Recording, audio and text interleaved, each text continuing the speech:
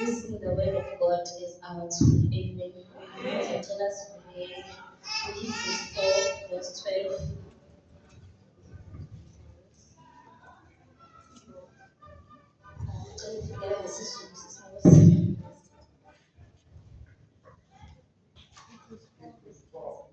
Verse 12.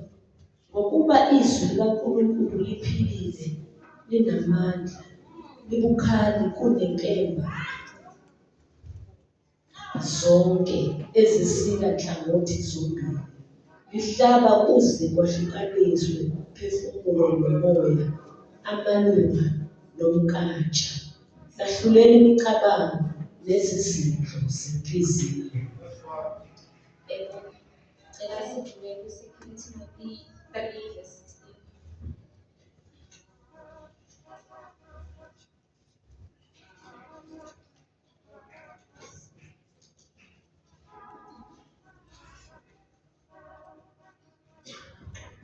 Verse 16.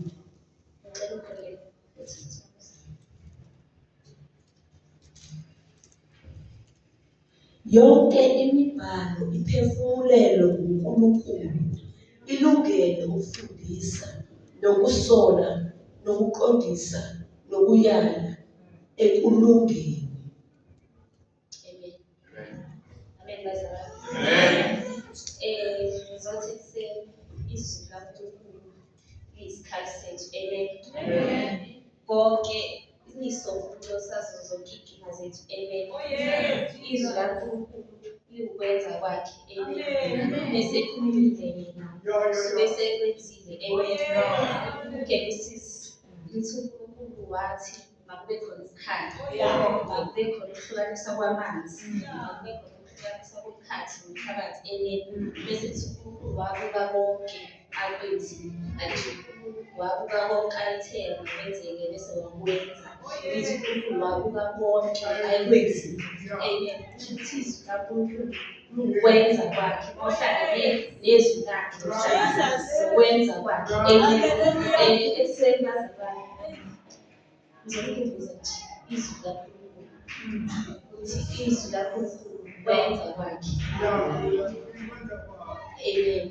Umzalwane ongafundiswa akakwazi ukwenza kakhulu.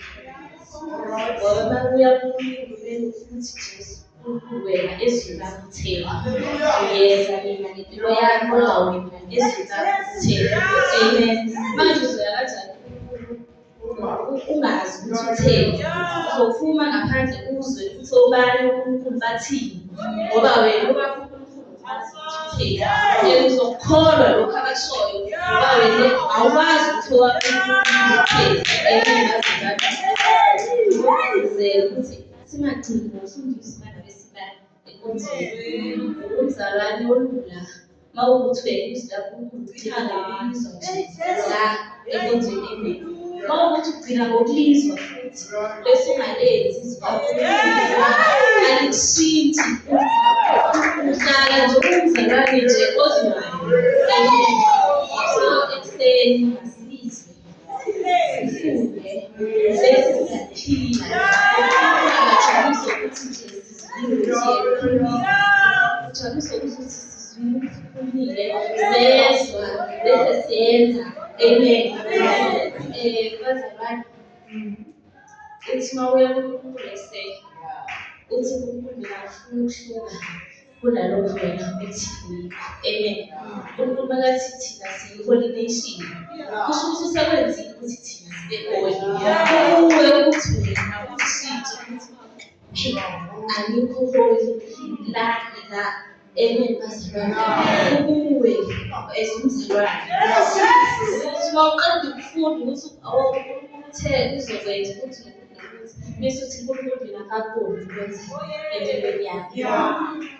Ungazazi izithembiso zaNkulunkulu kodwa uma ngabe wena ungaziqondanisi noNkulunkulu nezithembiso zakhe, uzobona abantu abazalwane zenzeka izithembiso zaNkulunkulu ekubeni zabo kuwe nje lokhu ethulekile. Amen. Ukuthi mawuthandaza ekuseni uthi uNkulunkulu ufuna lokhu ngoba uNkulunkulu uyazi ukuthi wena udingani. uNkulunkulu uyazi ukuthi wena ufunani kuwe ukuthi uvule ngomlomo wakho ukuthi ukulungiselela wabiza indoda engaboni wathi makayisondeze. Kusho ukuthi wayazi ukuthi ayiboni. Bese befika kuye akathandazanga wathi ngeke amehlo wami ukuthi wena so masiye kuNkulunkulu sisho ukuthi thina sifuna wahamba noMoses ehlane bazalwane wabayenzela imali wabavulela amanzi etsheni ngoba uMoses wayeseshiye ukuthi awukwazi ukususa endaweni yokuthekisa izwi lakho futhi uzobona ukuthi bese lenzeki kusho ukuthi uNkulunkulu akushoyo uNkulunkulu usekwenzile kuwe bese kuyenzeka. Haleluya. Akukho okunye engizokusho indaba lakho ukhuluma ukuthi wena utheni wethembekile wena utheni izifundo zakho ziningi naphakade uzobona uNkulunkulu esebenza uzobona uNkulunkulu ukuthi wethembekile. 2022 bengihlala ekhaya ngihlala esikoleni so la bengihlala khona besonto eNazaretha abantu eNazaretha. Amen. So bengakazi kusho ukuthi nginkolo yami nami bengakamamukeli kahle Jesu bese kusindisiwe kodwa bengakamamukeli Jesu. Amen. Bengakamazi Jesu. Amen. Bengafuni nabazalwane bami bengafuni iphutha bengafuni. So ngelinye ilanga afika omunye ubaba ezobavakashela wakhona kahle. So athi wena sisi sonta akazi ngabona sonto ekuzeni ngisindisiwe mina khona uJesu ukuthi uyinkosi nokusindisa athi hawu lo Jesu othi wena uyinkosi nokusindisa empilweni yakho wayethi uJesu waseNazaretha anizibona bathi bangamaNazaretha so why uJesu waseNazaretha kodwa mina ngifuna ukusonto eNazaretha ngoba mina ngangawazi umbhalo ngangazi ukuthi uJesu kweze kuthiwa waseNazaretha engazalelanga naseNazaretha kungani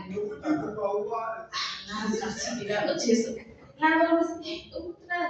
uyalandela uJesu wayevele kuthiwa waseNazaretha ekhona amaNazaretha la emhlabeni thina singasonto eNazaretha kungani yahlupha abazalwane leyo nto uJesu akazalelwanga eNazaretha kodwa uJesu waseNazaretha kanjani. So yabo ukuthi if ngangazi ukuthi izwi lithi ukholo lwami lalungelize ngiyaziseke ngoba ngazophendula ngithi hayi uJesu uthi waseNazaretha ngoba kuthi amen.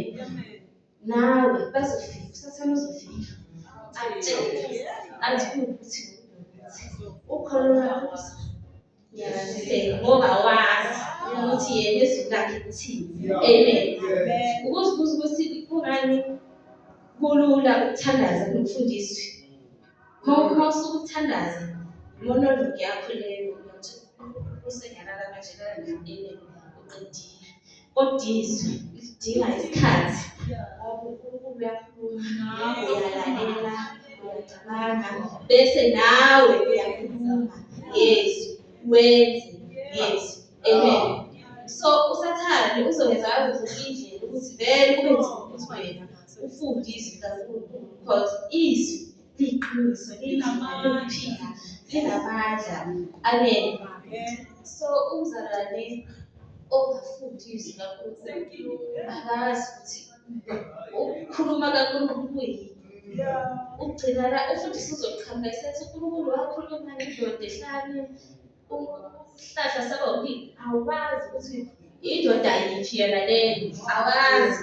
uJesu umfundisi uyakasho igcine bathi ukhuluma ngoMoses akwazi kanti uyafundisa uJesu mayisathi umfundisi indoda izimvu zikaMkhwekazi wakho soyazi ukhuluma ngoMoses usuyendele uyashintsha ukuthi ukhuluma ngani. Amen.